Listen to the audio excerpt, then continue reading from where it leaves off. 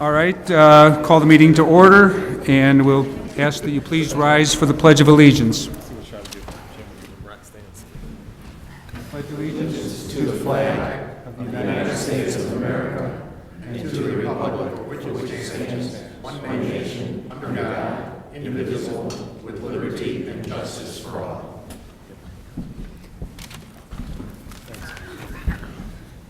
Clerk Spencer, call the roll, please. Pezza. Here. Gudenkauf. Here. Leader. Here. Dunn, absent. Graham. Here.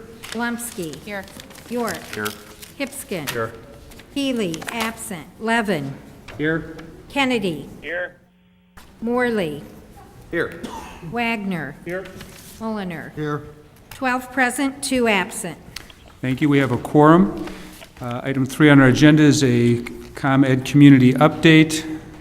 And who's presenting for us? Mr. Howell? This evening, John O'Halloran is here, along with Jose Andrade. John, please introduce your other staff member. Correct. My name is John O'Halloran, also joined by Jose Andrade and Scott Kish, our reliability manager. We're introducing Scott tonight. Drew Zamolik, who's appeared at these meetings in the past, has taken another position with the company, and Scott has recently taken the North Region Reliability Manager position. As Acting Mayor Levin and Jim indicated, we've got an update for the city tonight. Quick agenda here. Much of our activity in the last couple of years has been around the Energy Infrastructure Modernization Act, so we've got some information about that. Little update on the legislative and regulatory journey that has been part of the passage of that act, and then some information on 2012 and 2013 work either completed or planned under the Energy Infrastructure Modernization Act. Some of this may have seen before, high-level information about the improvements being made system-wide. This is really the smart grid legislation that you've heard about. We're preparing the grid for the 21st century. Much of the equipment was installed back in the 20th century to meet the needs of the region at that time. Obviously, conditions have changed throughout the world, and particularly in our area, as the 21st century's come. So we're readying the grid for the demands of the 21st century. One important thing for customers is giving them more savings, choice, and control over how they use their energy. Right now, the electric meter that you have at your house is strictly analog meter. It's read once a month by the meter reader. The bill's generated. Eventually, under the smart grid, customers will be able to see, if they care to, their usage on a real-time basis. They can make choices over their rate applications, control appliances, a world of services available to them through modernizing the grid. Some of the benefits expected through the implementation, the full implementation of the programs under the legislation, is avoiding outages. The automation and the infrastructure improvements are will be estimated to save over 700,000 outages a year. Studies have put that savings at about $100 million annually. That's in terms of spoiled food, lost production, that type of thing. We're also, like I said, we're installing the advanced meters so customers will have the choice on their energy costs. Right now we've got a residential real-time pricing program. We want to expand that as more customers have the ability to see that usage information, and better managing energy use. If we can keep that peak load down on a hot summer day, takes a load off the system and reduces the amount of power that we need to deliver to the customers. Some other items are the economic growth and job creation. Over the course of the implementation of the project, about 2,000 full-time equivalent jobs. These are doing the actual work, manufacturing the equipment that will be used to modernize the grid, those types of applications. Another thing that we've done is set up the smart grid test bed to help entrepreneurs demonstrate new services and technologies. Not as glitzy as Silicon Valley, but in a similar bent where you get those minds together, you give them the technology and some funding, and it helps the build upon each other. Renewable energy sources. Again, the grid was set up in such a way that it's difficult now to integrate solar and wind power into the grid. By modernizing the grid, updating it, you'll be able to absorb those other sources of energy, as well as manage the demand from electric vehicles. A lot of facilities today are putting in electric vehicle charging stations. They represent a change in the load pattern, and modernizing the grid allows you to respond to that change in the load pattern. And the last one about utility oversight and accountability, all these expectations are met with standards that we need to hit in terms of reliability, both in terms of the number of outages that customers have and the duration of outages. So built into the legislation, built into these programs are performance metrics that we have to achieve each year. This is a high-level look at the journey of the smart grid bill. We started working on this a couple of years ago. We got it through the legislature. It was actually vetoed by Governor Quinn. We overrode the veto. We went through many, many steps to accomplish that. We thought we had the funding mechanism accomplished. We thought we had the regulatory environment in a favorable state to do these kinds of long-term programs. And then we got an order from the Illinois Commerce Commission last May, which actually knocked down the amount of revenue that we could collect going forward. So where we thought we had everything set up, we ended up with about a 20-25% reduction in the amount of funding on an annual basis. So we've had to go back in the meantime and scale back some of the plans, but still continue on with much of the work. Currently, we're working with the state legislature on legislation called Senate Bill 9, which we hope will pass and will take care of many of those issues that came out of that Illinois Commerce Commission decision back in May. So hopefully in the next 30, 60, 90 days, we'll have some positive news on that front, and we can go back to our original plan of modernizing and strengthening the grid. I might turn it over to Scott here for kind of the engineering description of some of the work that we've done. This is the 2012 work with some of the just the description of what we got there. So Sure. I'll make myself useful here and hold our prop. Thanks, John. I appreciate the introduction, and I also appreciate all of you taking the time to listen to us tonight. As John's holding here, this is also pictured on the screen. We call this our spacer cable, and this is a solution that we've been implementing with EIMA, as well as some reliability projects that started a little bit before that was passed. But as you can see, this is a system that hangs in the air. What we do is we install this is called a messenger cable, and we install this, from pole to pole, and we have the crews pull that as tight as it possibly can.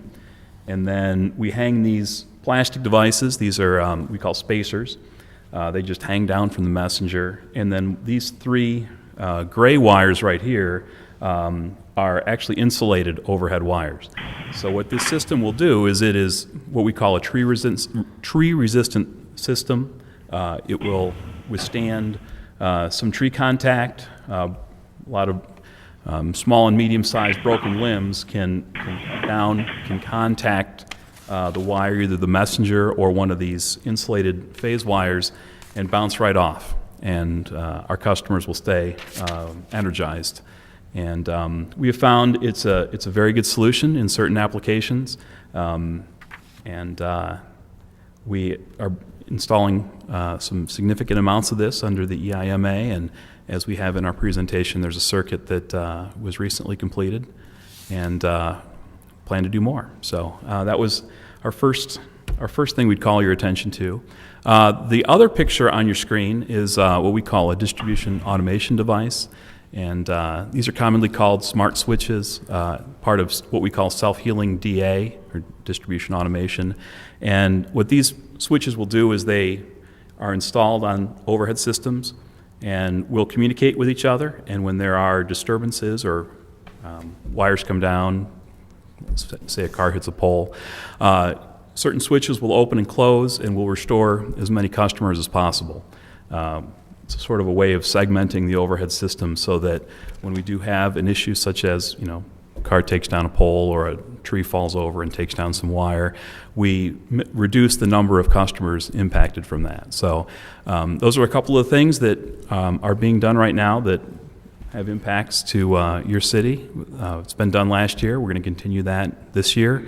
And then the last item on the screen is the advanced metering installation, which is currently in the plan for 2015. So, And that was one of the items that was originally planned for 2013, but after that Illinois Commerce Commission decision, we deferred the installation of the smart meters, the advanced metering infrastructure, until 2015.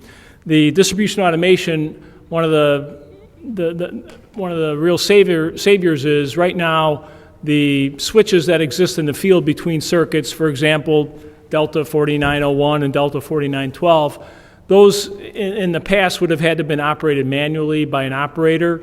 So an outage occurs, the calls come into the call center, the information goes to the dispatch center, the dispatcher has to determine what the cause of the outage is, where they can have an operator go and open a switch, close the switch.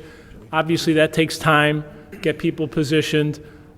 These automated devices do that same switching, but automated, so there's no need to send someone out. So the outage that might have taken an hour ends up being just less than a minute by the time the switches operate and restore the customers. This is our graphic, and then I'm going to go back to Scott for this one, as it's highly engineering, not highly engineering, but a little bit more engineering than I want to try to explain. yeah, so this is an application of our smart switches at work. So what you'll see in the diagram at the bottom of the screen, on the left is a substation where circuit 1 originates, and on the right is the substation where circuit 2 originates. And you can see in our schematic there are 3 switches in between. And then what we'll have in our normal day-to-day operations is, the first switch and the third switch would be closed, meaning carrying current, and then the switch in the middle, switch number 2, would be normally open.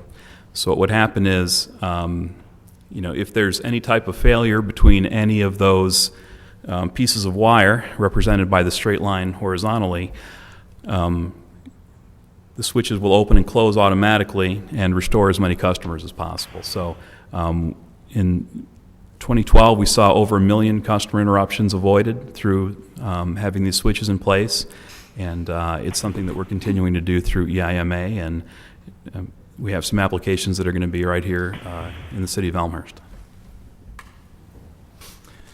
And these are just some map indications of where the spacer cable was installed on Whiskey 6610 Yankee, and then physically where the circuits that receive the distribution automation devices serve. Those are mostly on the east side. 2013, we've got more work scheduled under the storm hardening bucket, if you will.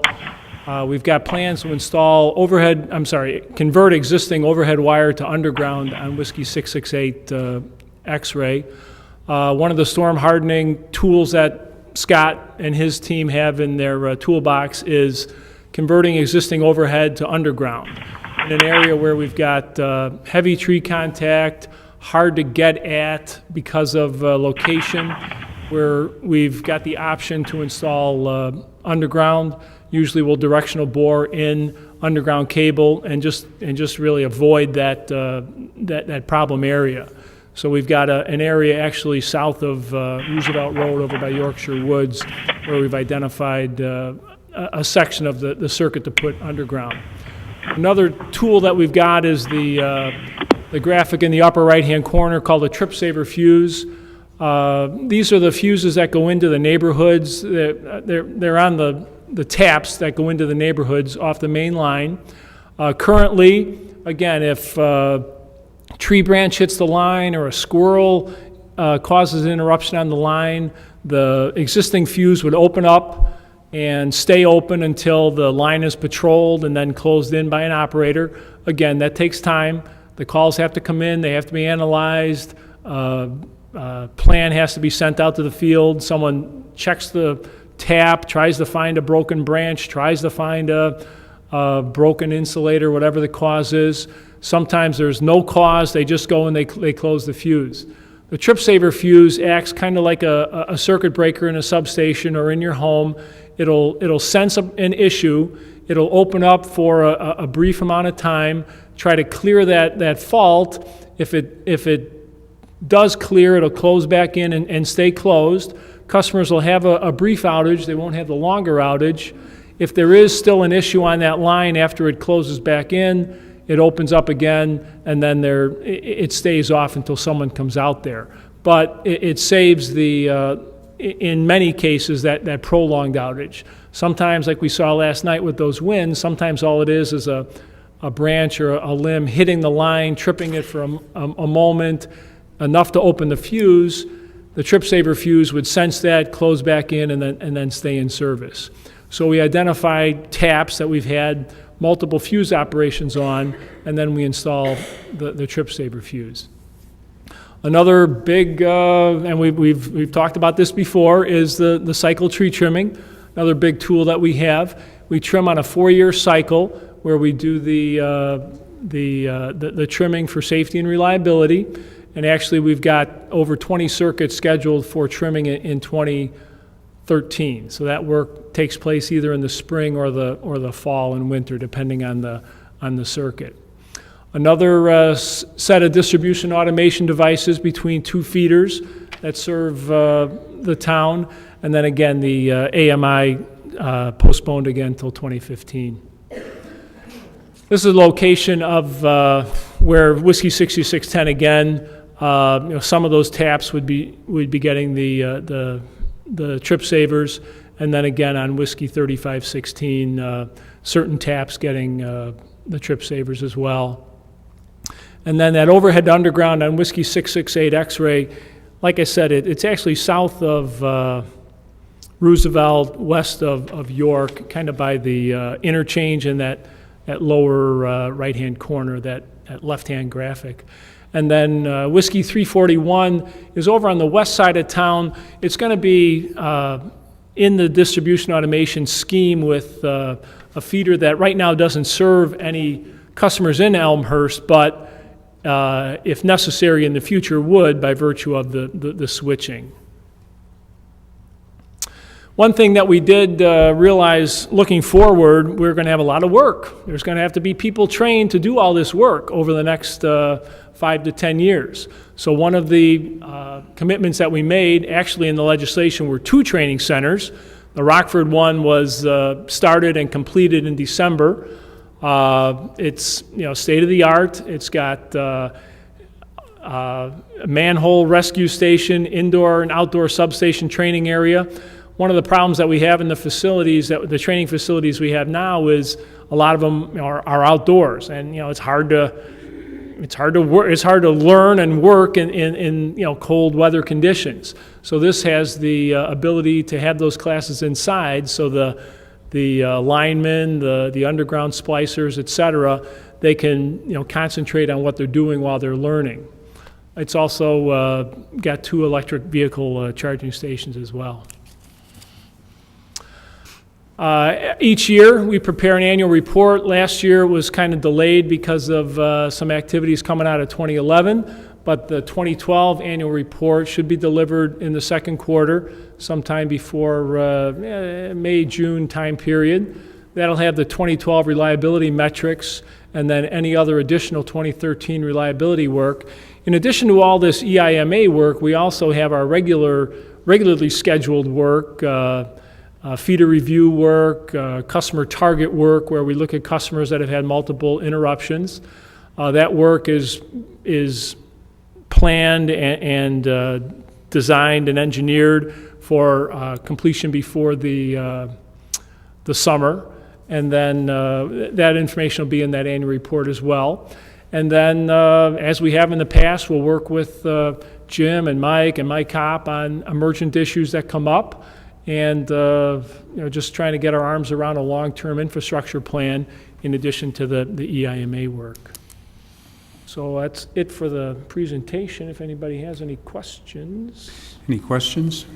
Alderman Braham. Thank you, Mr. Mayor. A couple of questions. You went over some of the improvements that are planned, that ComEd has planned for 2013 in Elmhurst. What are the dollars allocated for these 2013 improvements, and how is that related to some of the other suburbs around? Are we seeing a more significant allocated to Elmhurst due to the, I'll say, lack of stellar ComEd performance we've had here in the city of Elmhurst over the past years? And then my second question would be, and I've spoken with City Manager Grabowski about this in the past, and I was hoping that either the city manager or yourself, John, could speak to this. When we do have outages, North Avenue and Berteau, which is a major intersection and used to be the pathway, the intersection to lead to the former Elmhurst Hospital, when that stoplight goes out, it's all chaos and very dangerous. So I didn't see anything in the 2013 improvements to ensure that that feeder to that stoplight does not happen again, does not go out again. Is there anything in the works for 2013 to increase the reliability that feeds that intersection? And if not, when do you see that happening? Let me take that second one first there. We'll have to look and see what circuit that's fed by. Somewhere on the distribution system is a connection to that signal controller. So we'll need to work with either Jim or Mike or someone to determine where that connection is, and then backtrack that to the circuit, and then we can look at that circuit's performance. If it's on one of those downstream taps, we can look at that tap to see if it, see what the performance of that is. But that's something that, we can research and determine if there's some programmatic work that can go after an issue that may exist there. Okay. The first one about the work, we look at things in terms of our circuits. So Elmhurst served by 45 circuits. Some of those circuits serve other communities. Some of those circuits serve into Cook County, for example. So we look at the performance of the circuit, the number of outages, the duration of outages, and then Scott and his team look at their toolbox and say, okay, these circuits have had less than stellar performance. What can we do to get them up to speed? Is it distribution automation? Is it targeted tree trimming? Is it storm hardening? Is it underground cable replacement? Is it something like that? They look for some kind of a smoking gun. So the work that we do on a circuit can affect customers in multiple towns. So that's so that's one way we look at it. We also look at the town in general, and we identify what were the causes of the outages. And at least the last couple of years, it's been storms and trees. So that's why we've got storm hardening and tree trimming coming up. And then, we just look for, what do we have in the toolbox that we can go after? In terms of the money, that's not something that we've got tonight.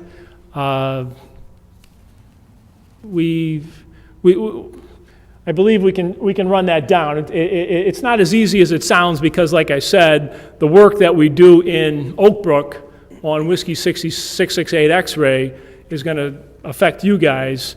The spend, the boring and that type of thing is being done not in your town, but it's going to benefit you. So the dollars are kind of hard to nail down, but the dollars per town are hard to nail down. It's really, we look at it in terms of the circuit and then the municipal performance. Follow up, Mr. Mayor? Alderman Bram. Thank you. First, I want to say that if my question in regards to that particular intersection, North Avenue and Berteau, is the first time you hear that, I apologize. I was led to believe that that was already communicated, already being worked upon, so that's why I asked the question. So I did not mean to ambush you with that question. The follow-up in regards to your 2013 plans you showed here tonight, as we have the budget before us tonight ourselves to start taking a look at, what about long-term plans, long-term being past the current year? Has that been communicated with the city? Do you know what your long-term plans of improvements are for the city of Elmhurst past, obviously, 2013? And 2013 is kind of, well, actually, the whole future is kind of cloudy based on the outcome of that legislation in response to the Illinois Commerce Commission decision last May. We're trying to get things fully funded. When we first rolled this out last year, we had we were given the 2012 at that time information, and then we were given a 10-year summation, if you will, of the work. The 2012 was done, even though the funding was reduced even at that time. We completed the 2012 work as planned. The 2013 work was scaled back in response to that in response to that commission decision. We do have the full 10-year plan, but we don't have those incremental years broken out. I mean, right now we can tell what the 2013 activity is and then what the planned total is. So the plan on our part was to give an annual update of what was done and what's coming for the following year. As of today, we're not at the point where we can give that 2014, 2015, 2016 breakdown yet. We've been asked for that. We've discussed it internally. We would love to do it, and if we can, we would definitely do it. If you tell us, we won't tell anybody. Thank you. And I know about North and Berteau just because of the long outages that were suffered last year, the year before, and what we've done as part of our storm response is tried to work more closely with the municipalities on those types of intersections to try to escalate either the permanent repairs or try to provide some kind of a temporary service to a signal like that. But yeah, I mean, we can do that field work, determine how it's served, and then look at its circuit to see what the performance has been. Thank you. Alderman Wagner. Thank you, Mr. Mayor. John, I might have an engineering question for you, so be prepared, my man. Thank you.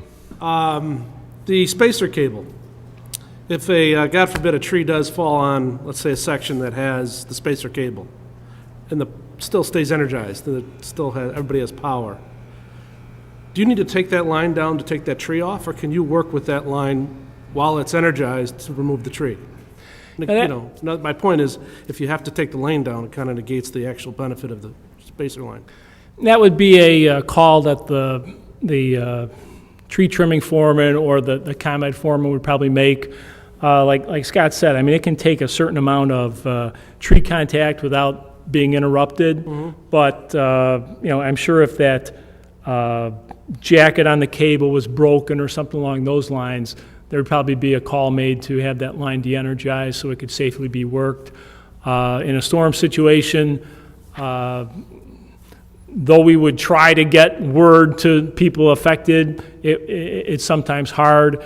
In a blue sky situation, if 2 days later they came upon that, they would probably try to schedule it 6 hours out, 8 hours out, so they could get a blast call made to the customers to say, hey, we're going to take you down from 2 in the afternoon to 4 in the afternoon to do this work.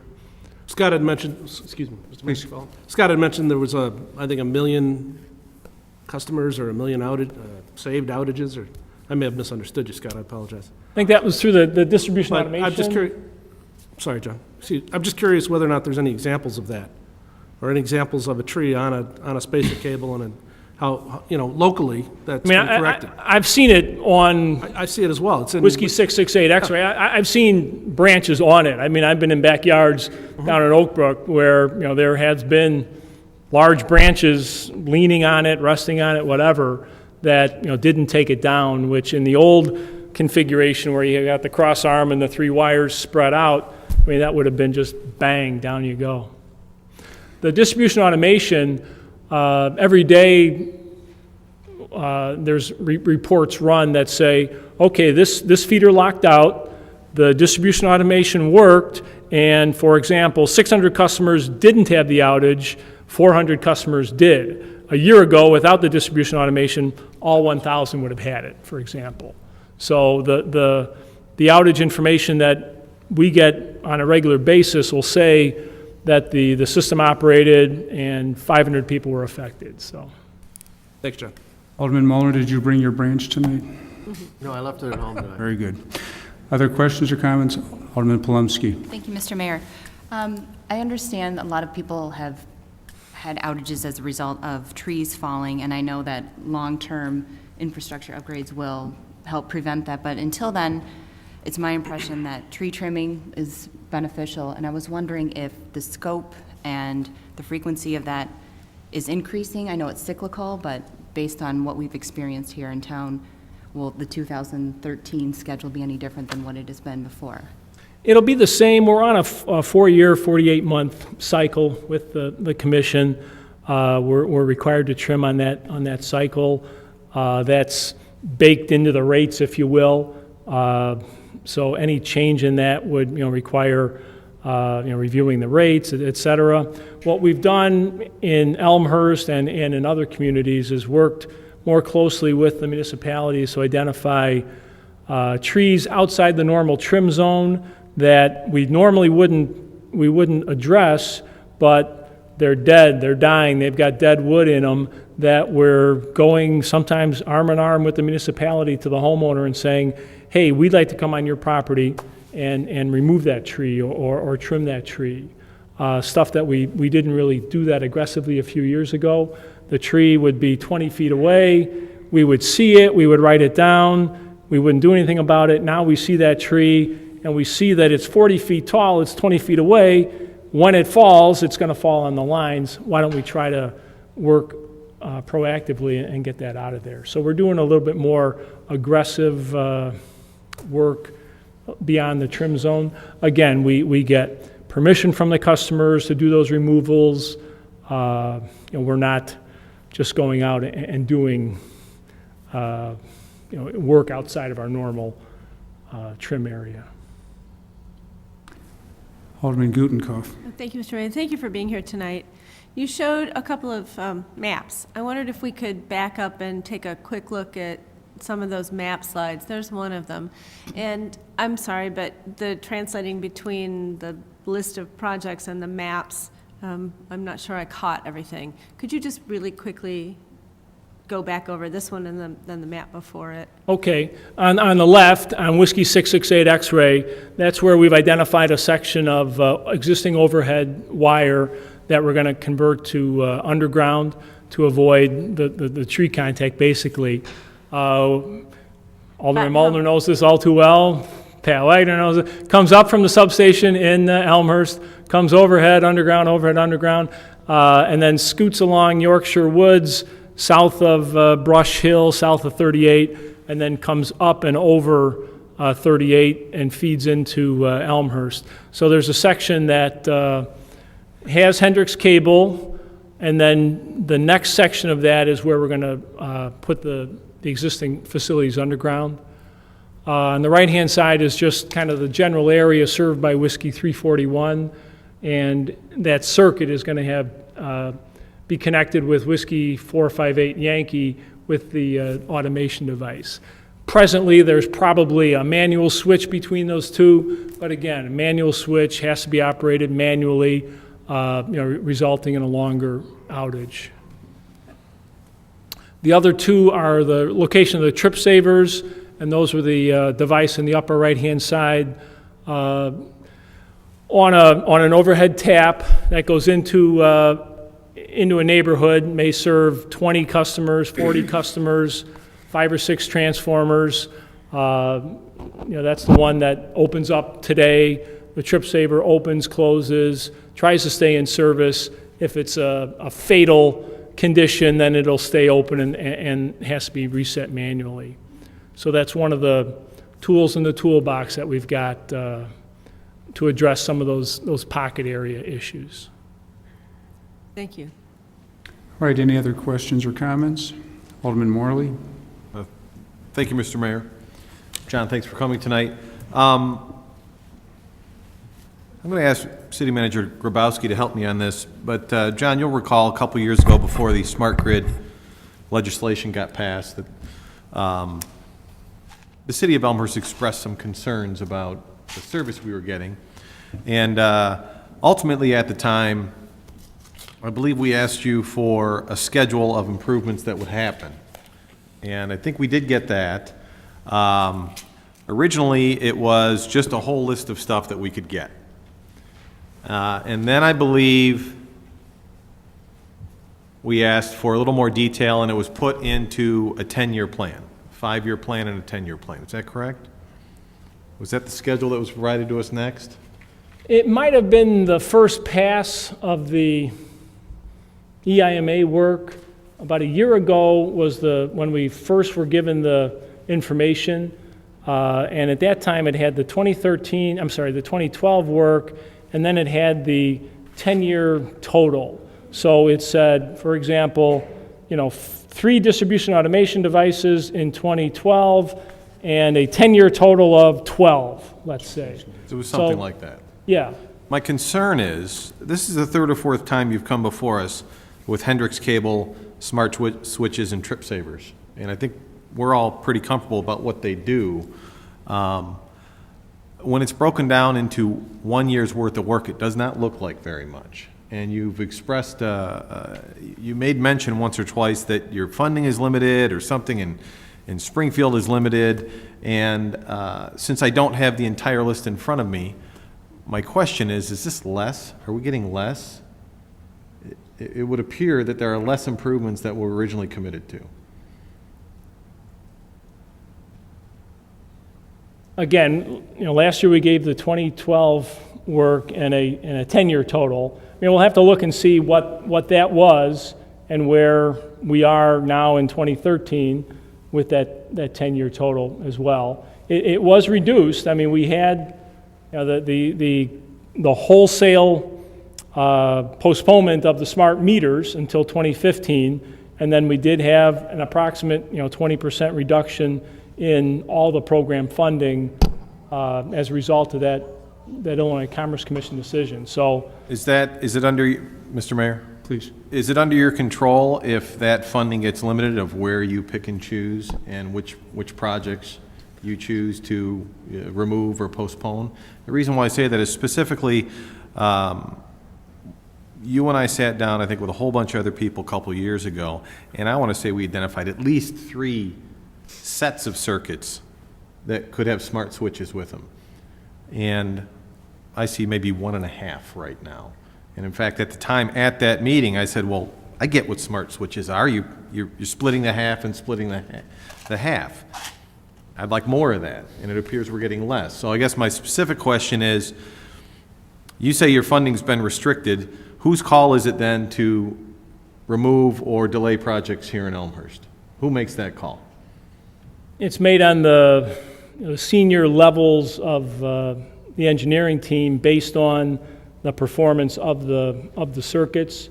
So they look at the raw numbers, outages, length of outages, number of customers affected, and for example, a circuit that serves 1,000 customers with these characteristics, and circuit that serves 500 customers with the same characteristics is, the one that serves more customers is going to rise higher on the list for work. So that, they're looking at the performance of the circuits and deciding that way. I mean, that's the way we've always run our programs in terms of reliability. Circuits or towns that have above average reliability, good reliability. Yes, we do work in those towns, but not as much as towns where we've had issues. Well, I'm certainly disappointed that any Elmhurst projects have been delayed, and I think we're going to have to see what we can do about that. And personally, I mean, I was very upset that the smart meters were delayed because Elmhurst in the Glenbard area was going to be one of the first towns that was going to get them. And, as one of my towns, I was, looking forward to being on that bleeding edge, and boom, the decision was made. Now, we're optimistic that good things will come from Springfield, if you can say that in Illinois, and we'll get a good decision and funding restored, and we can move forward, full steam. Thank you. All right, City Manager Grabowski. Thank you. I'd like to address two comments. First, Alderman Morley, perhaps it would help, and John, if ComEd is willing to, sit down and go through the list that Alderman Morley was referring to and look at which projects are there, which projects perhaps have been removed, and see where we're at. And then we can send that out to the council for future consideration. And then to Alderman Bram's question regarding the North and Myrtle lights. Excuse me. We recently received some plans from IDOT for a number of traffic signals in that corridor that will be receiving backup batteries.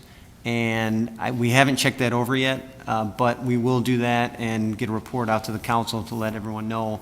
Hopefully that intersection is in there. I can't say that it is or it isn't, but we'll look at that and get back to the council on what the status of that is.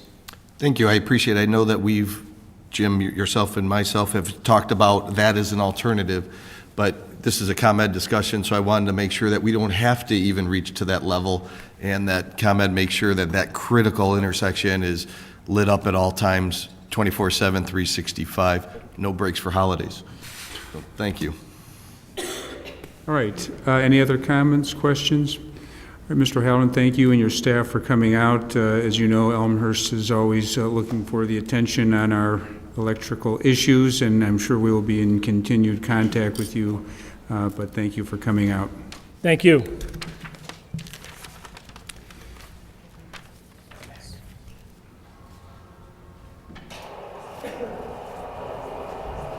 All right, next item on our agenda is receipt of written communications and petitions from the public. If anyone has such communications, please rise and deliver them to Clerk Spencer. Seeing none, we'll move to public forum.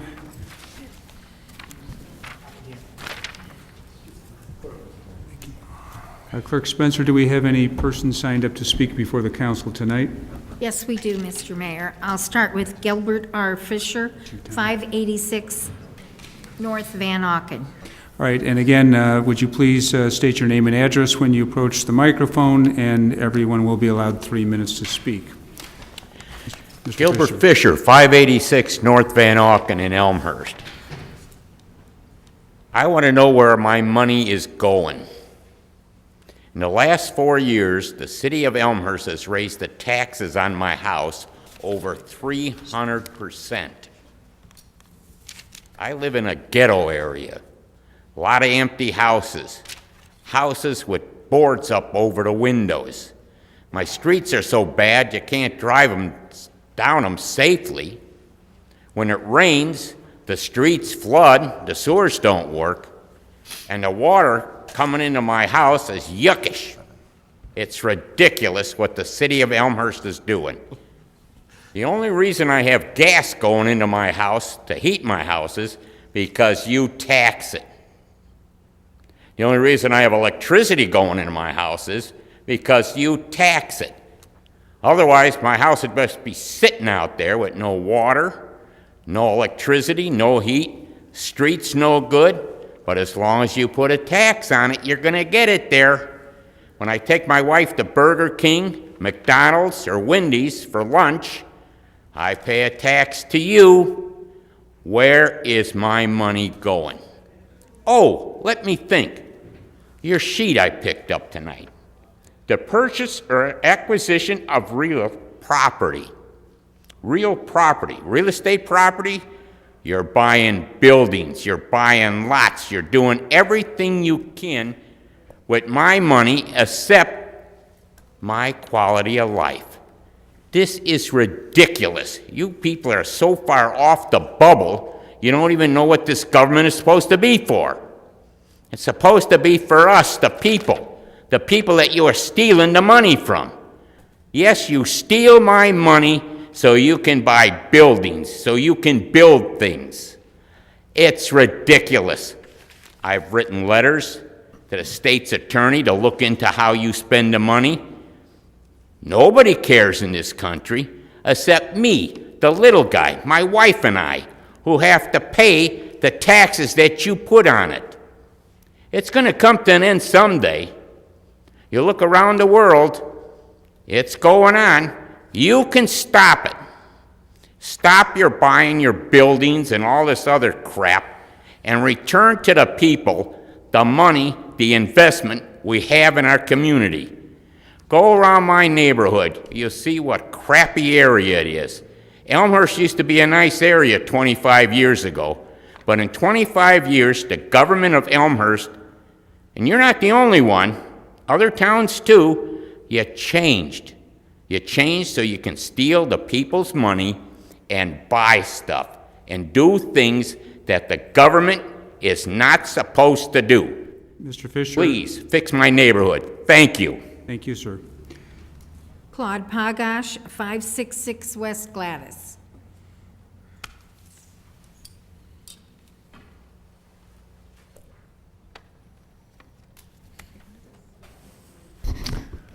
My name is Claude Poggett, 566 West Gladys. It was an interesting meeting last week.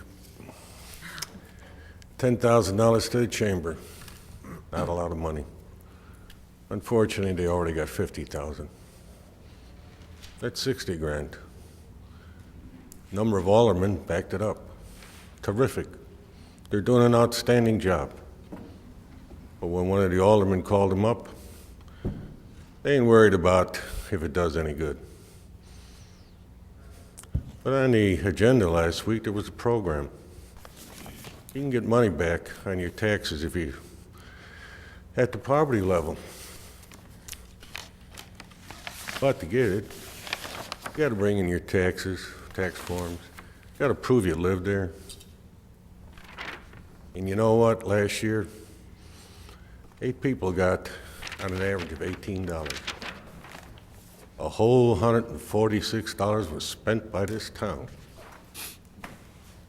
Amazing, ain't it? And that bill has to go back to finance to see if they can afford $146.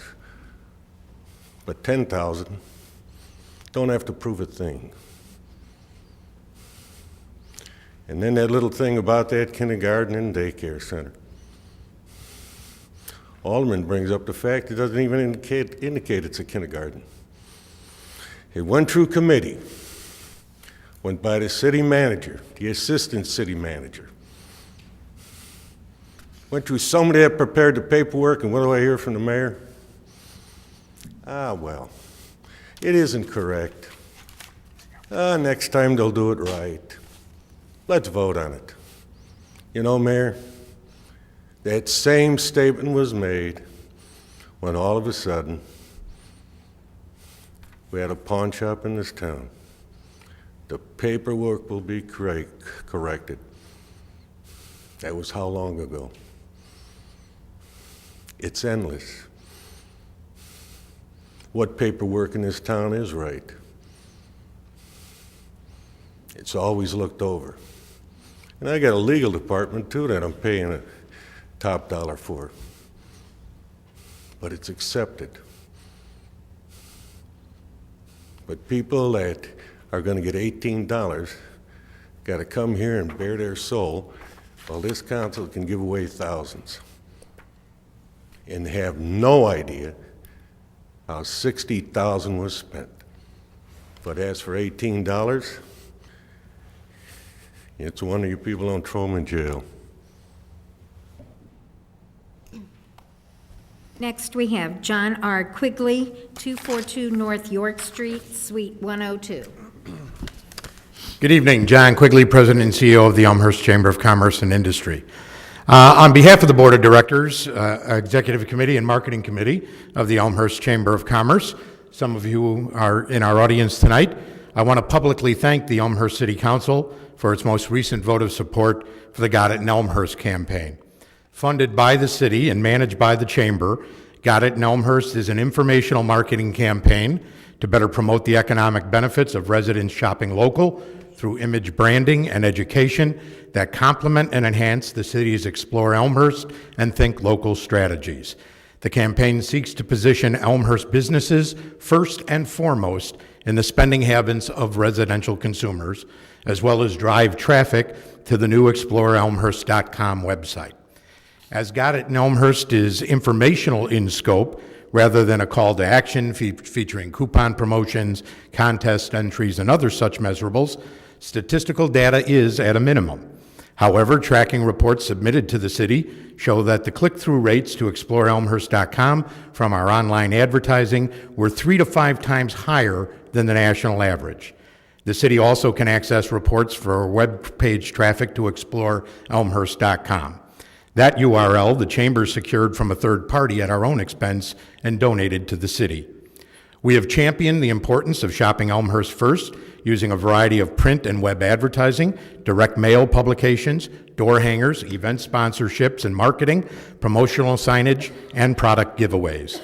The last 2 Elmhurst community directories, as well as the 2012 Elmhurst Street Map, touted shopping local to every resident and business via direct mail.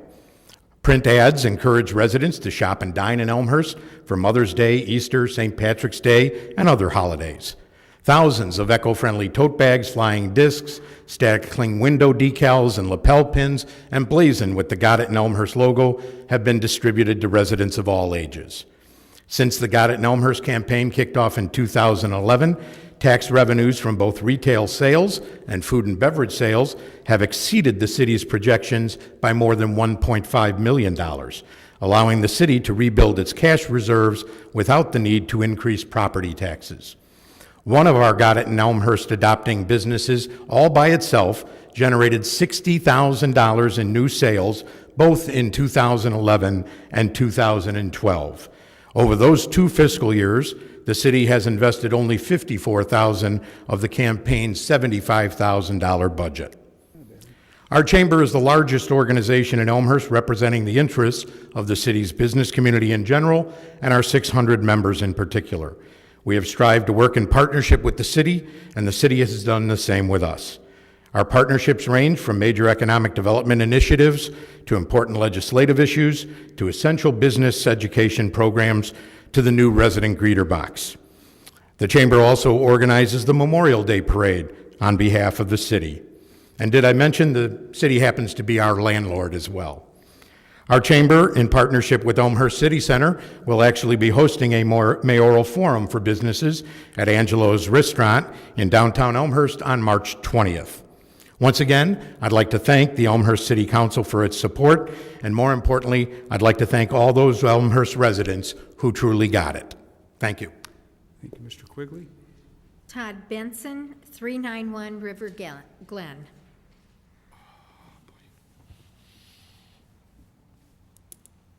Thank you, Acting Mayor and Alderman and our fellow residents and city workers. Todd Benson, 391 River Glen. Tonight speaking as a director of the Elmhurst St. Patrick's Day Parade.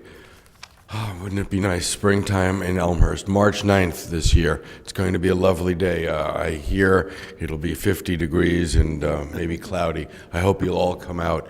But before you can come out by February 23rd, city residents, businesses, if you want to march in the parade, you need to have your application submitted, notarized, your fee included, and sent to the parade committee. Also, if you'd like to help the parade, you can get in touch with Jim O'Connor, our great chairman, who would be more than glad to accept you as a sponsor. The parade costs thousands of dollars, upwards of $45,000, and the city's contribution is great, but it continues to, as all things, be a little bit less measured than we need. So again, if you'd like to contribute to the parade, that would be great as well. If you go beyond February 23rd and you don't get your application in, you will definitely be needing to speak with Jim O'Connor. Again, elmhurststparade.com. We're proud to announce we've had a new website which has gotten great traffic count. Spread the word, share any of the great photos on your social media, sites like Facebook or Twitter or Pinterest or whatever, and please get involved with that. And finally, great to see the chamber. I'm a chamber member as well. Great to got it in Elmhurst, shop local. I also implore you all, if you have a Facebook account or Twitter, look up Explore Elmhurst there and like Explore Elmhurst or follow Explore Elmhurst on those two venues as well. If we all bond together, I know we'll do a lot better. Thank you, and see you on March 9th for the great parade. Thank you, Mr. Benson. Last, we have Tamara Brenner, 137 North Caroline.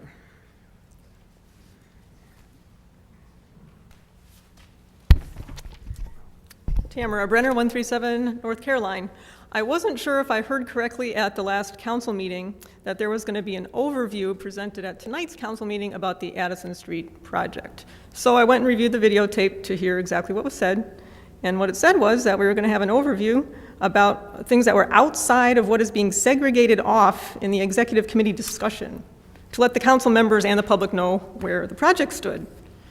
That was kind of interesting because, as far as I know, there hasn't been anything that's not been done in executive session. In fact, we haven't had any public discussion about this since December of 2010 when we heard the presentation suggesting a 6-story building was an option for Addison Street. Turns out, as interested as I am to hear about what these issues are that are not being segregated off in executive committee discussion, this item is not on tonight's agenda. There is no overview being presented. This seems to me to be kind of a parallel to the cancellation of the public hearing from January regarding Addison Street. I'm deducing that there was a determination made in the past 2 weeks that having the city make a presentation tonight probably wasn't a smart idea, given that there's a zoning process that's been initiated with the public hearing now rescheduled for a week from Thursday. I'm a little disturbed also by the way the announcement was phrased, because it sounds to me like decisions have already been made.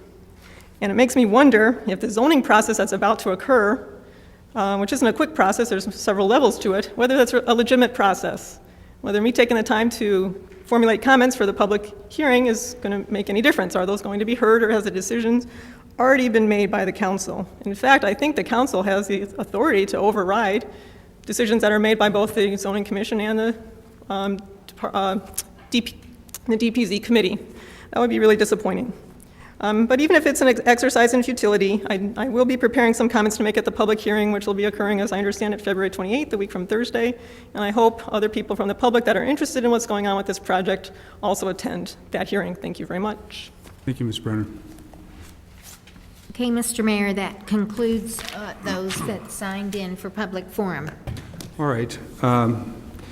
We now move to announcements, and I'm not directly responding to the last comment, but I had it on my agenda to address at this point anyway, because I did indeed state at the last meeting that there would be an overview of the Addison LLC project, and I felt that the reason to do that was because it has not been discussed before the council for a while. I wanted to make sure that as we move into that project coming closer to fruition, that not only the public but also that the council members were refreshed in terms of how the project, its genesis, how it came to where it is today. And I still think that will occur. There are some complication, or I should say it's a complicated process that brought us to this point. I had some discussions with a couple of aldermen, City Manager Grabowski, and our city attorney, and in fact, Ms. Brenner, you're correct. I did not want to confuse the process between what has happened to date and the pending application for our zoning commission, which seeks to add additional stories beyond what is entitled as a matter of right under our building code. And so it's quite the contrary. I don't think any decisions have been made. I know I have not decided how I would vote on it. I also want to see how the Zoning and Planning Commission hearings go. I feel confident that the aldermen will take that into account. There will be discussion, as always, before Alderman Morley's DPZ, and that decision will be made, and then, as appropriate, will come before the council for final consideration and decision, whatever the recommendation may be. So, for those who are interested, February 28th is the Zoning Commission meeting where testimony will be taken. When that has moved beyond that point, we will have a complete update for the public and the council members on the history of the project and how we got to be where we are today. All right, we're going to move to, did you have any other announcements? Nothing in our announcements. All right, anyone else? Let's start with Alderman Bram. Thank you, Mr. Mayor. This is on the border of being an announcement, but I just want to announce that everybody, all the residents in Elmhurst have been receiving their postcards for the new refuse and recycling program. Along with that announcement, I want to tie in some clarification stating that the dollar amount that you see on the postcard is not in addition to what you are paying monthly. It would be the monthly fee. It seems to me that myself, as well as a lot of the other aldermen, have been receiving calls because there's a lot of confusion on that topic. So I just wanted to make sure that the public knows that the fees on the postcards are the monthly costs going forward once this program's instituted, not on top of your current fees. So I hope that resolves a lot of anxiety of the residents because it was not clear on those postcards. And those monthly fees are lower than the current fees. Correct. Thank you, Mr. Mayor. Alderman Wagner. Thank you, Mr. Mayor. Just a quick commercial here for the Elmhurst Police Department. On behalf of Chief Ruth and the Elmhurst Police Department, I wanted to announce that they are looking for some residents to get involved with the spring session for the Citizens Police Academy. It's a 12-week program. It's free, but it's limited to 25 people. And it starts on March 13th, which is a Wednesday, and ends on June 5th with a banquet. So that's always nice. And then you can pick up an application at the Elmhurst Police Station, or you can contact the coordinator, which is Commander Robert Nicholas, at 630-530-3057. You can also find an application on the City of Elmhurst website. Thank you, Mr. Mayor. Clerk Spencer.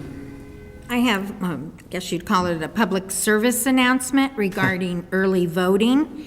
Elmhurst will not be an early voting location for this year, for the April election, I should say, for the April election. I don't know about any elections prior. So just remember, Elmhurst is not an early voting location. There will be early voting, and you can get on the city website or the Election Commission website to find out which locations in DuPage County are having the early voting. And if you want to know the dates for early voting, it's March 25th through April 6th. Alderman Leader. I'd like to announce that there is going to be an electronics and recyclable drop-off event on February the 23rd between 9 a.m. and 2 p.m. at Mary Queen of Heaven Church, which is located at 426 North West Avenue here in Elmhurst in the 2nd Ward.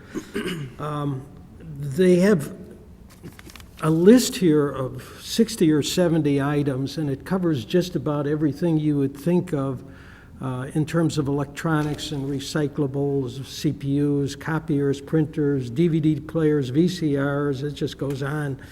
Fans, heaters, all sorts of components, transformers, compressors, electric motors.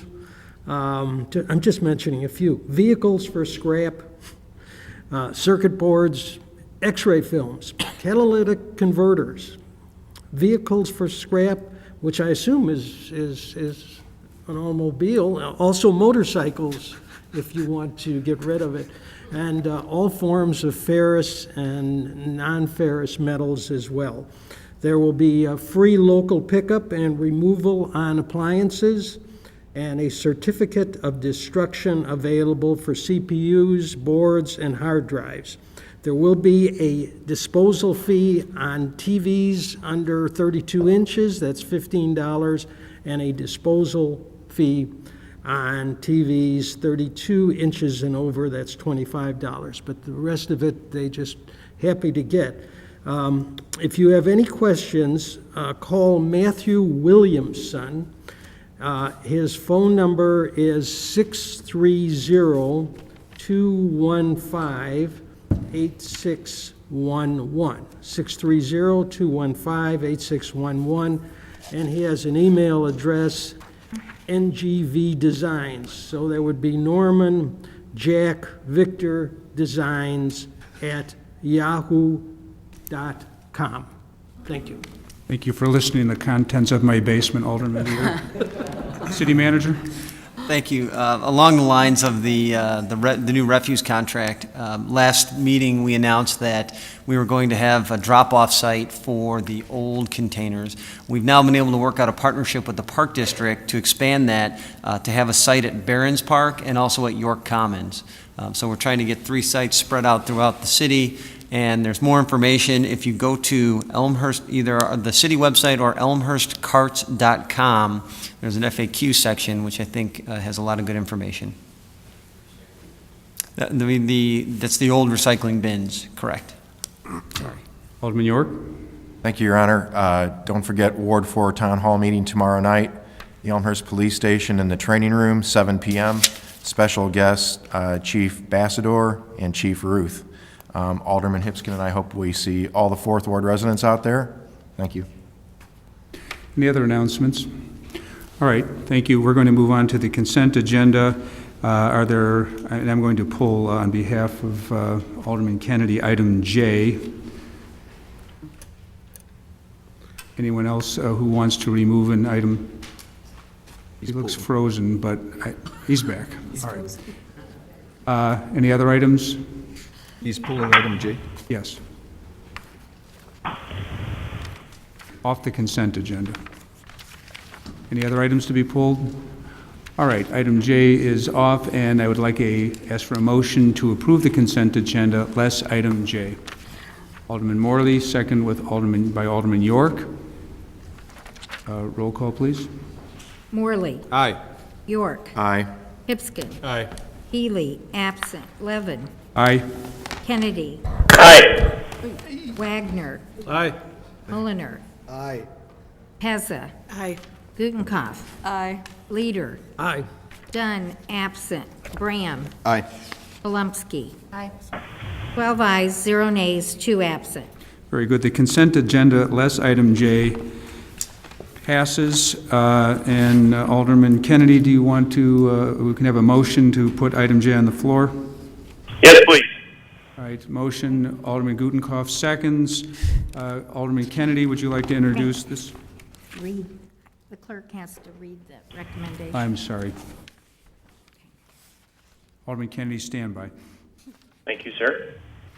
It is therefore the recommendation of the Public Works and Buildings Committee that the proposal from RJN Group to provide professional services to complete the Southwest Elmhurst Wet Weather Control Facility final design and provide bidding construction supervision be accepted, and that the city attorney be authorized to prepare and the appropriate city official be authorized to sign the appropriate documents. Respectfully submitted, Public Works and Buildings Committee. Signed by Jim Kennedy, Chairman, Robert Dunn, Vice Chairman, Chris Healy, and Diane Gutenkopf. Thank you, Clerk Spencer. Back to you, Alderman Kennedy. Thank you, Mr. Mayor. Just wanted to start by saying thank you to everyone on city staff who put a lot of work into this report and the whole subject of sanitary. Also to the fellow members of the Public Works committee. We spent a lot of time on this. We had a lot of good discussions, and again, appreciate all your help on that. And then finally to RJN, who put this entire thing together. Let's step back first and talk a little bit about the chronology of the efforts here related to sanitary stormwater improvement. We had the storms back in 2010. In 2011, we formed the task forces and had the initial reports back from Christopher Burke and from RJN. Into 2012, we took some of those actions, which included smoke testing, did that work, and also made many fixes to the system to address problems. In the late summer, early fall, we got the reports from the task force on the sanitary side and also from the stormwater side, and from that, there was an effort taken to prioritize those projects. On the sanitary side, the number one priority that came out of that effort was for the report that we have in front of us here, and that is the Southwest Elmhurst wet weather control facility and the designs that are going in to make the improvements there. So in general, there's a number of things and 5 major points, and I'm just going to highlight them very quickly. Increasing the diameter of the Jackson Street sanitary sewer from 18 to 24 inches, significant improvements to the Sailor and Jackson lift station, a new 10-inch dry weather force main, a new 18-inch wet weather force main, and as a result of all this work, we will have 2 million gallons of storage in an area located near the wastewater treatment plant. In general, the benefits are that over 23 homes in Southwest Elmhurst will be benefited by this work, and it'll provide the major component for the protection of sanitary system overflows for a 25-year storm. Now, that's coupled with both public and private sector rehabilitation. The private sector is a big part of this and will need to be addressed going forward. Those are things that the Public Works Committee will be working on, but as I stated earlier, this is a big piece of us addressing the major portion of residents who had problems with sanitary flooding in 2010. And in fact, I believe 70% of those individuals that had sanitary system backups were in the Southwest Elmhurst area and will be directly benefited from this project. So I think it's an example of some very good work. I propose that we go forward with this. By doing this tonight, we could see this system in place as early as the spring, summer of 2014. One thing about RJN and the work they've done, number one, it's been very good up to date, and they have guaranteed us the rates for their work on this project as they had used on any work they did for us in 2012. So with that, I'll open up my fellow committee members. I'm sure have some comments as well. If there's any questions, we'd be glad to take them. Thank you. Thank you, Alderman Kennedy. Alderman Bram? Thank you, Mr. Mayor. And I appreciate Alderman Kennedy's summary, as well as the work that everybody has put forth in regards to sanitary and storm. Tonight we're talking about sanitary. What the committee is recommending is for sanitary improvements only. I want to make sure that's clear. It should be no surprise what I'm about to say, because when we first talked about the Southwest Elmhurst wet weather control facility design, I did not vote for it. And I can't support this report either. Some of Alderman Kennedy's statements, at least from my perception, I would like to add to or potentially correct. The initial report from RJN, which I have, and I asked that the city clerk provides the executive summary for everybody on the dais, did not include the Southwest Elmhurst wet weather control facility. Otherwise, this storage facility that's a part of the report tonight. The other components it was a part of, but the actual storage facility was not initially recommended by RJN. For whatever reason, and I don't have the knowledge behind the reason why RJN came up with this additional proposal, but that was subsequent to the initial report that RJN submitted to the city council, as well as the committee that worked on this. The reason why I provided to the council members the executive summary was to point out some things that I think are very germane to the reason why I cannot support this tonight. On page 1-1 of the executive summary, under primary objectives, it says the intended goals of the comprehensive plan were as follows, and I just want to highlight two of them. Reduce the amount of clear water entering the sanitary sewer system. I do not believe that the report before us accomplishes that at all. The second to the last bullet item, reduce flows to the wastewater treatment plant. What the report before us tonight does not do that at all. Essentially, that increases the flows to the wastewater treatment plant, which subsequently, when we have these major storms, when I&I enters the sanitary sewers, we as a full City of Elmhurst residents, every single one of us, no matter south, north, east, or west, will have to treat this excess in sanitary water that is now going to be stored in this large facility at the wastewater treatment plant if this report moves forward. On page 1-2 of the executive summary, I want to highlight a couple of more items which I think are very important. Under notable findings from these investigations were as follows.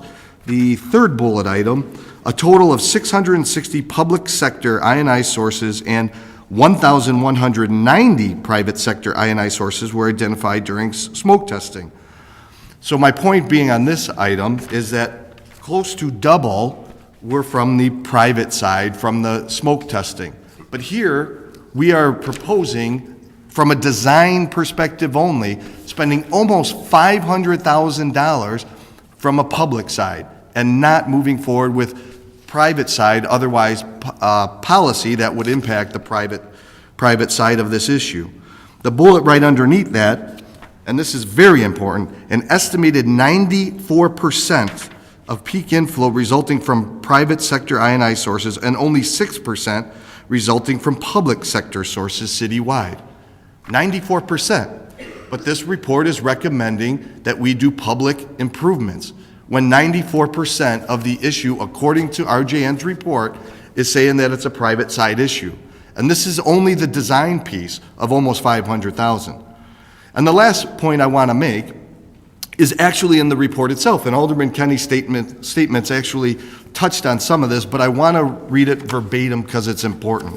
On page 2 of the report itself, the top of the page, item number 2, and I quote, and I apologize for it being a little long, this provides the major components for protection from sanitary sewer overflows and basement backups in southwest Elmhurst for a 25-year storm when coupled with public and private sector rehabilitation to reduce infiltration and inflow.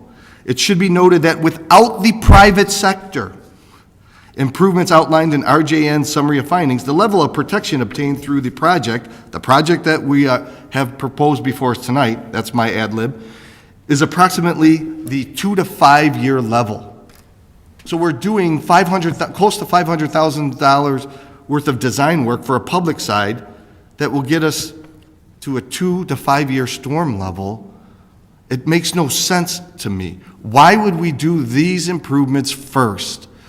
I've said this before, we need to do the tough policy decisions now before we start investing huge dollars on a public side, which according to RJN's report is 4% of the problem. $500,000 of design, who knows on how much this will cost to actually do these improvements. I'm concerned. I don't know if we've lost our wits.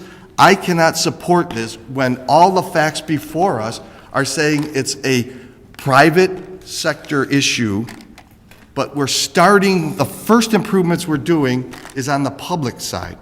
So I just ask my colleagues at the dais, I would like for everyone to reconsider this, if it's take it back to committee, if it's to table it, or at least put it on the back burner to some degree. We need to hit the private side first, because everything that we're saying from the experts that we all say we believe in all the time, that we spent $800,000+ to get their very wise and experienced report from, are telling us that it's a private issue, but we're moving, the first step we're doing is a public side.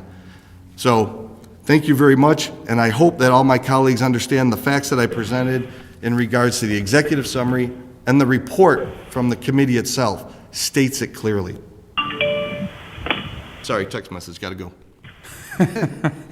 Alderman Molnar. Yeah, let me address a couple of those issues. I have to say that I wholeheartedly support this plan. This is the first phase of a number of things, as we've talked about, and as Alderman Kennedy mentioned, this is just the first phase. The next step, of course, is to go and talk about what the private side and the protection is going to be needed. Let me address a couple of things that I want to make sure were very clear. One of the things that I want to make sure was very clear was that this was 2,300 homes, not 23 homes, that were going to be protected from this, with this particular project. Couple of things. With the comprehensive plan that was done, this is a change in the way that that forced main was originally designed. That forced main originally was designed to basically be replaced, and the potential was to just increase the size of it and hope that that would solve some of the problems in the south end. Through this study, it has been determined that the best way to solve this problem was to put an additional wet well down at the Jackson and Saylor property that's underground. It also, in addition to that, puts a secondary pipe that goes all the way from Jackson and Saylor all the way back to the sanitary station, where it will then, the water will then be stored and treated at a later time, thus getting a lot of the water issues that we have in the 7th Ward out of the 7th Ward. Let me address the other piece of this. One of the things that everybody talks about, and I want to make this very clear, is that magically when somebody walks into the pump station, the flooding goes down in the 7th Ward. The reason that magically it goes down had nothing to do with them turning a pump on. It had to do with turning the pump off. It was the bypass pump that was being turned on. That bypass pump was taking the sanitary and pumping it into the storm sewer. Okay, it did that when they had to do it in order to accommodate, to keep the sanitary out of the homes. So they played a game on trying to balance the levels to keep things as best they could. Okay, so there was a little bit of a balancing going on there, but when they turned it off. Now, if we remove what I refer to as the water dam, which is what we've created by turning on a bypass, now the water that's in the storm sewers are going to go down at a much better rate. Therefore, we're not going to have as many issues in the 7th Ward. And I would argue that the amount of money that we're going to spend to correct this problem, when you compare it to the amount of money that 2,300 homes have been spending fixing up their homes on a basis whenever they get flooded and when they get the sanitary in their basement, is well worth the amount of money that we're going to put into this. We are going to, without a doubt, ask the homeowner owners to take some initiatives on their own, because there's going to be some initiatives that are going to have to be taken by them. But I think the city needs to take this step in order to start the process. Another piece that I want to make sure is very clear is that the sanitary line that's on Saylor, they have spent a lot of time in the last couple of years repairing because it keeps breaking. And if it keeps breaking, it's not doing us any good anyways. So we'd like to get it fixed sooner rather than later. So if we delay this project, it's not going to help anything at all. So I fully support this project, and I applaud the committee and the Public Works Department for all their work on this project. All right, Alderman Gutenkopf. I'm just wondering if Alderman Kennedy wants to. Alderman Kennedy, did you want to say anything at this point? No, go ahead. I believe Alderman Gutenkopf and Alderman Healy will probably have some comments. All right, Alderman Healy, you will not see him, but he's not here today. I have a question myself, but Alderman Gutenkopf, did you want to comment? Just what, actually, I'm more interested in hearing your question. Okay. I guess Alderman Kennedy, when I was looking at this RJN draft report that was given to us on the dais, did you get a copy of that, the January 2012 report? I have a copy of it. I pulled it down from the website. All right. I wonder if on page 1-4 it talks about under the 10-year level of protection, it talks about installation of detention storage basin at wastewater treatment plant. Does that have anything to do with what's being proposed here? Repeat that just one more time, just so we're looking at the same thing. It talks about installation of detention storage basin at the wastewater treatment plant, 1.7. Right, that's to the point exactly of having an area to put this water so it can be processed during a rain event. One of the other things I wanted to highlight was the priority of this project was something that the task force was that put towards the Public Works Committee. Certainly there was a lot of effort that came about from RJN and education in that whole process, but just to clarify, it was the number one priority from the task force that we as a group identified as the most impactful thing that we could do in the shortest amount of time with great benefit, knowing full well that many of the other things related to the private side are, number one, very important, but number two, much more complex in terms of our ability to get those things decided upon and implemented. All right, thank you. Are there any other comments or questions on this? Alderman Pezza. Sorry, Alderman Pezza. Go ahead. Thank you, Mayor. I guess I have one question. I mean, it seems like this is probably the easier half to address because there's money in the budget. You know, it's been outlined. This is something we can do. It needs to be done. It should be effective and all that. But as Alderman Mullner stated, I think the more difficult part is to actually address the private sector and get people to do whatever it is we say they're going to need to do to accommodate the 94% of whatever the problem is. So my question to the chair is, when does the committee foresee addressing the private side of this issue? Because obviously both need to be done. Is there a timeline that if he could answer that question? Time delay. Is that, all right, Alderman Gutenkopf. No, Alderman Kennedy is. Alderman Kennedy? Yeah, I'd like to take that question, and thank you, Alderman Pezza, for that comment. As a Public Works Committee, one of the agenda items we're going to be working on, if not this next meeting, but one of the near future meetings, is the priority of the private side activities. And so that's the next most important thing that we need to work on from a sanitary side, is to address those items. And you're exactly correct. None of those issues will be easy. There's going to be a lot of different facets to it. And we're going to get started on that on our next few meetings here. Is this really you this time? This is really all me right, this Alderman time. Gutenkopf. Thank you. I would also like to add to some of this discussion that because of the nature of construction season, it's going to be necessary to move certain kinds of projects along at a different pace than other kinds of discussion. As a committee, we've met several times to talk about the combination of issues that Elmhurst is facing, both the stormwater and the sanitary. They're very big issues, and what we've been trying to do as a committee is set up a timeline that gives us an opportunity to talk in depth about kind of one piece of this and move it forward, and then pick up another piece and move it forward. So the opportunity arose to tackle this very physical project, but because of the construction season, we're very anxious to move the RJN contract forward so we can get the designs and get the construction moving.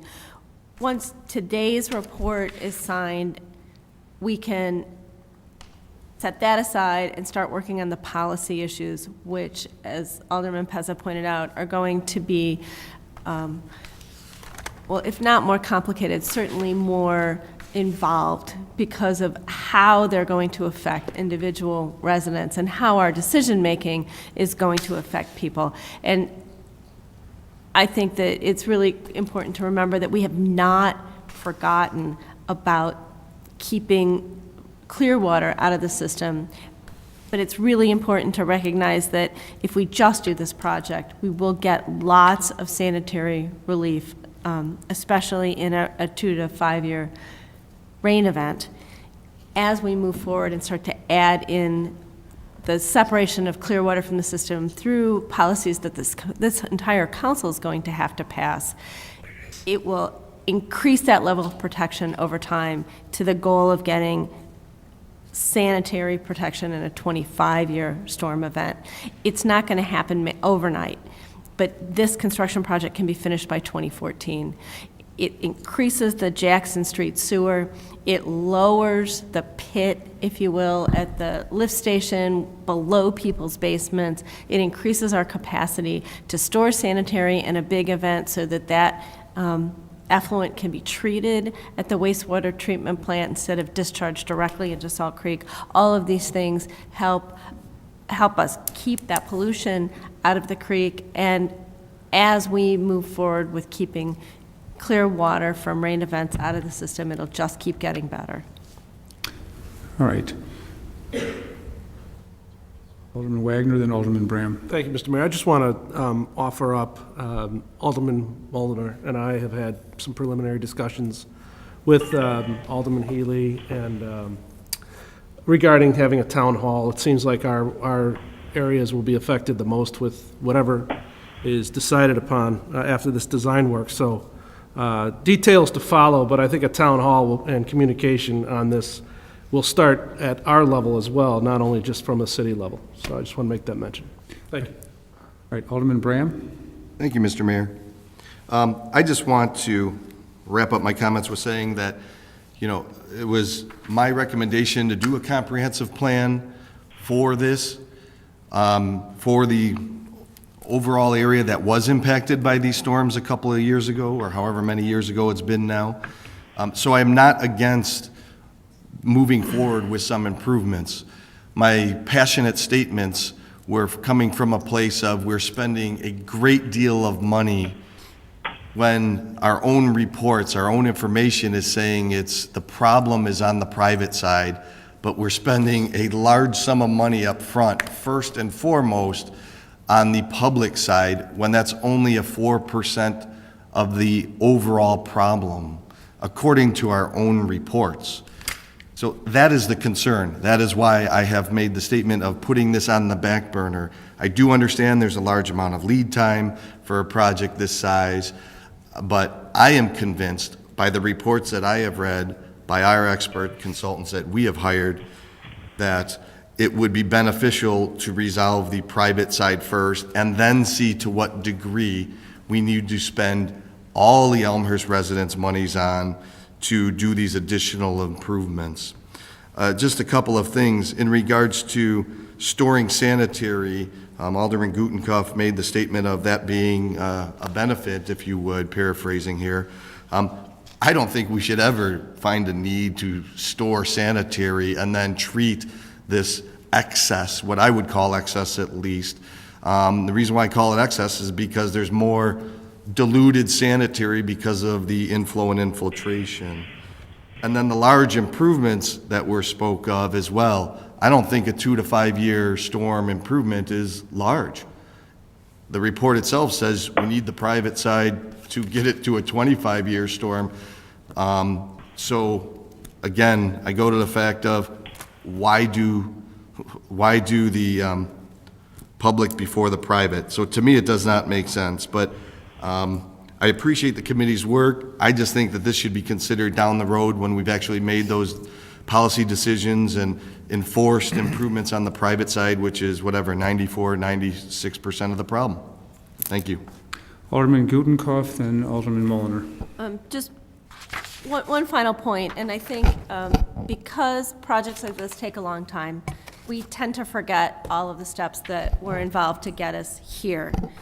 And one of the steps that has been a long time coming was that we were intending to upgrade the lift station that this project is served by. RJN, as they began their initial engineering steps to upgrade the lift station, came back to the city and said, well, we could do your original project as designed, but if we increase the scope of the project a little bit, we'll get a much bigger benefit. And so the initial project was redesigned, and that included a lot of these additional components, which gets us back to the sanitary sewer report and gains us a lot more for a little bit of changes in the original project. And that's partly where this sanitary storage came in. It gets us back to the original project. It's incorporated into a project we were going to do anyway with a few minor tweaks. So I think it's easy for us to forget that we'd already been talking about doing the Sailor and Jackson lift station. We've added a few components, rerouted some of the direct pumping of the sanitary to the wastewater treatment plant, and that greatly increases the overall capacity of the sanitary in this area, and then that in turn gets us this protection for all of these people that live in this area. Alderman Mulliner. Also, just in closing, I echo what Alderman Gutenkopf was saying in the fact that this has been a project that's been on the books for quite a while. This is just a huge improvement to that project. Plus the fact that we're not pushing our problem to McKinley, which we easily could have done if we had just increased the size of the pump and increased the pumping power. We could have just pushed the problem further north, which this alleviates that problem and actually reduces the amount of problems at McKinley, which is another issue. And with all due respect, Alderman Bram, a 2 to 5 year improvement for the people who live in the 7th Ward, they are ecstatic to hear a 2 to 5 year improvement. And I wholeheartedly understand where you're coming from, but believe me, they wholeheartedly are looking forward to this. All right, I think we're probably ready to vote on this unless anyone has any additional comments or questions. If not, Clerk Spencer, call the roll, please. Kennedy. Aye. Yes. Gutenkopf. It's 2 votes. Leader. Aye. Dunn, absent. Bram. No. Palumski. Aye. York. Aye. Hipskin. Aye. Healy, absent. Levin. Aye. Morley. Aye. Wagner. Aye. Mulliner. Aye. Pezza. Aye. Who am I missing here? Somebody? No? Got Dunn absent? Yeah, 1, 2. Yeah. That's right. 10 ayes, thanks. 1 nay and 2 absent. It's 11. No. 11. Oh, I'm sorry. 11 ayes, 1 nays, and 2 absent. Okay. No motion for a recount, so we'll numbers. take it the ordinance, the report passes. All right, moving on to reports and recommendations of appointed elected officials.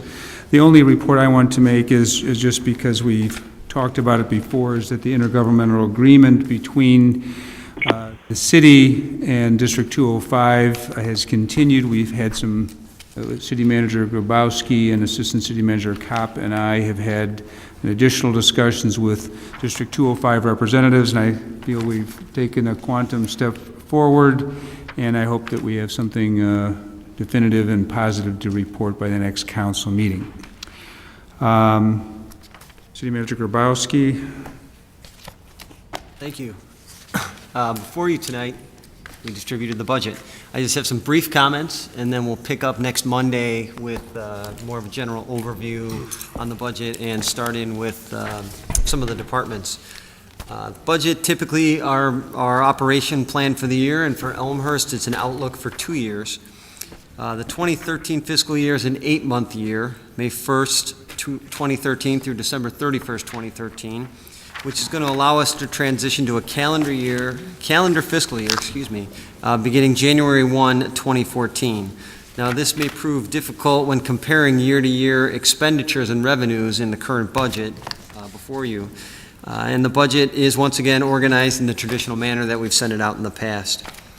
Since the fiscal year 2013 is proposed to be an 8-month year, please consider the following when you review the budget: that the revenue line items were reviewed and budgeted on a prorated 8-month basis, with the exception of property tax revenue; that expenses that are incurred fairly evenly over time, such as salaries and benefits, have been budgeted on a prorated 8-month basis. However, many expenses are seasonal, such as street resurfacing, water main replacement, landscape activities, and have not been prorated, but have been completely budgeted in the 8-month year. Just to touch a little bit on revenues and expenditures, the proposed revenues for 2013 are lower compared to last year's estimates, primarily due to that 8-month transition year. Although some revenues are showing signs of a comeback, staff has continued to be cautiously optimistic in our forecasts. In the general fund, which is the major operating fund of the city, the proposed budget expenditures are $39,577,314 for the 8-month 2013 fiscal year. And proposed revenues to the general fund are $41,269,097. This provides for a contribution to fund balance of approximately $1.6 million. The changes in the general fund continue to focus on high-quality service delivery in the most cost-effective manner. Overall, we are decreasing the total number of budgeted full-time employees to 259 from 265. We've been reviewing each position as it opens up in an effort to reduce the future costs of pensions and health care, which are associated with full-time employees. These positions have been restructured with agency personnel, part-time employees, or contract services. And we'll get into more detail as we get into the departments with that. For the most part, citywide, we are keeping things status quo with no increases in spending unless absolutely necessary. As the economy recovers and housing values climb, the city may look at service level increases.